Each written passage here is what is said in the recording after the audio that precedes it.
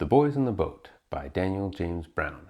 This is the gripping account of the University of Washington rowing team that overcame great obstacles to get to the 1936 Olympics in Berlin and then performs an even greater miracle in defeating the Hitler-promoted German rowing team. This is one of those books that even though you know exactly how it's going to end, it's still very gripping to read. Just like a survival story that you know how it's going to end, you know they get out, but the essence of the story is about overcoming these challenges, and you're so interested in the characters that it's a great story, even though you know the ending.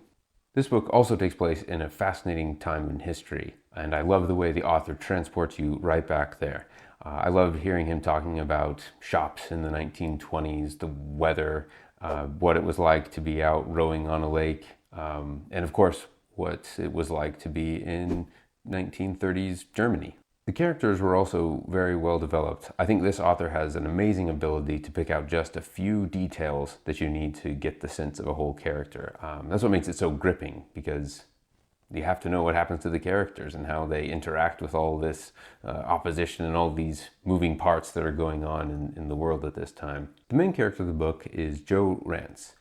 He had a very difficult childhood. His mother died of throat cancer when he was 4, and his mother married a woman who didn't like him very much. It kind of has that evil stepmother vibe from Cinderella. She couldn't stand living life where they were at the time, so she gave Joe's father an ultimatum. He had to choose between Joe or her, and Joe's father chose her.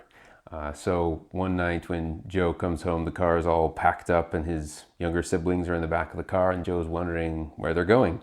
And Joe has to tell him that they're going to leave him, and he's on his own now, and he has to figure out food and everything. And his father says, "Good luck," and then he drives off. And Joe was 15 at the time.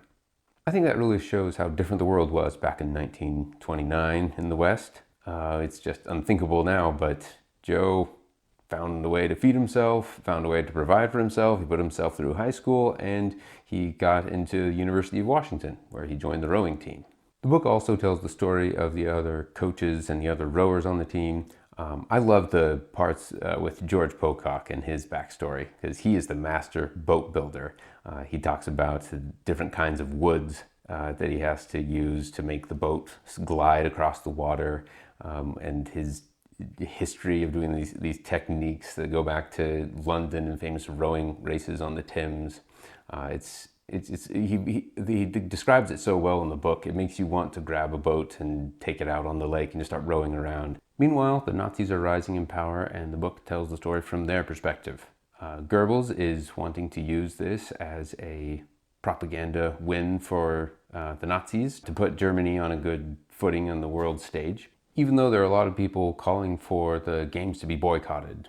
The fact that the book is structured going back and forth between the University of Washington and the Nazi story in Germany tells you something about what the theme of the book is. The book seems to be set up as a good versus evil narrative, and as it gets to the conclusion, you feel that even stronger, that this is the battle between good versus evil. But why is it that Joe's the hero? Like, what are the hero attributes that he has?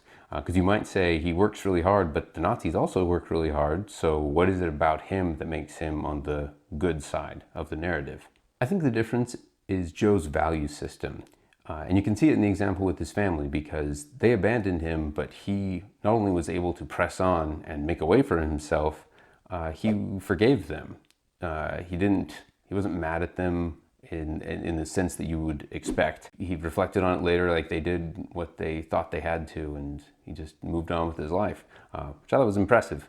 For his character, he just became really good at dealing with opposition. He was just used to it. And then that's why he excelled at rowing so much, because rowing is all about being in that mental space of experiencing a whole lot of opposition and having to press through, even though you're really tired, you're really hurt, you want to stop.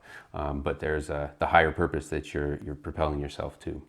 There's actually a great line in the book about this. It says in the book, "It's not a question of whether you will hurt or of how much it will hurt. It's a question of what you will do and how well you will do it, while pain has her wanton way with you."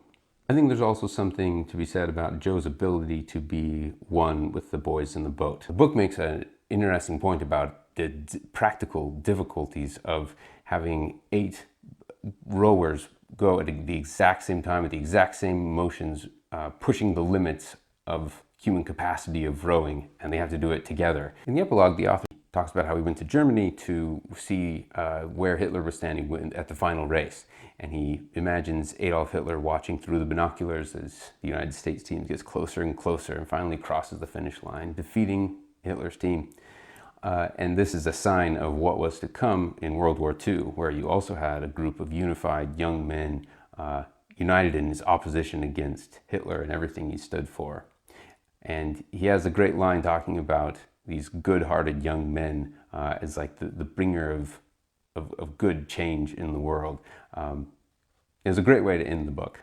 If I hadn't made it clear at this point, this book is an absolute home run. I loved it. If I read it again, I'm sure I would get new insights, because that's just the way this book is structured. It's interesting and fit for multiple readings.